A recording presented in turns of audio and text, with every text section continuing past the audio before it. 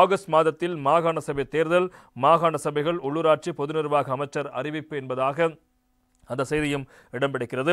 மாகாண சபை தேர்தலை துரிதமாக நடத்துவதற்குரிய சட்ட திருத்தங்கள் விரைவாக மேற்கொள்ளப்படும் என்று மாகாண சபைகள் உள்ளூராட்சி மற்றும் பொது நிர்வாக அமைச்சு அறிவித்திருக்கிறது.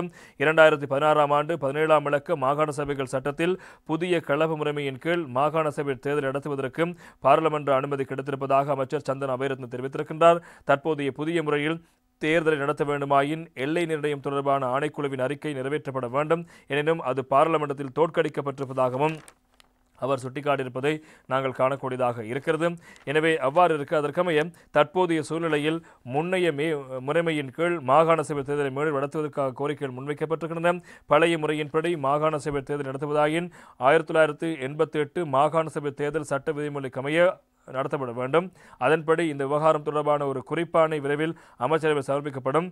அந்த வகையில் மாகாண சபை தேர்தலை ஆகஸ்ட் மாதத்தில் நடத்துவதற்கு தேவையான நடவடிக்கை எடுக்கப்படும் என்பதாகவும் இந்த விடயங்கள் தொடர்பாக மாகாண சபைகள் உள்ளூராட்சி மற்றும் பொது நிர்வாக அமைச்சர் தெரிவித்திருக்கிறார் என்பதும் முக்கியமான செய்தி. உள்ளூராட்சி மன்றங்களுக்கான தேர்தலுக்கான ஏற்பாடுகள் மேற்கொள்ளப்படுகின்றன.